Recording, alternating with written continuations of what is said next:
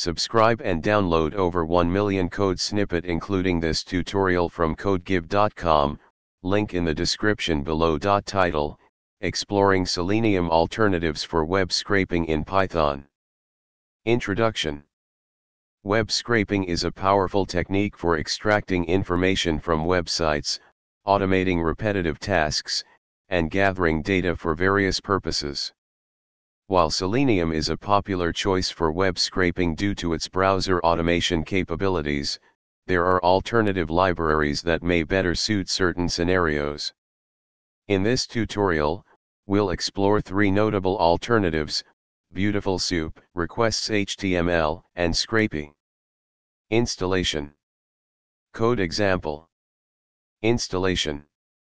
Code example. Installation. Code example: creating a simple scrapy spider.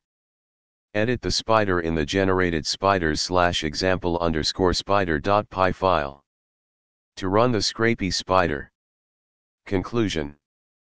While Selenium is a versatile tool for web scraping, alternatives like beautifulsoup, requests HTML, and scrapy offer different approaches to suit various needs.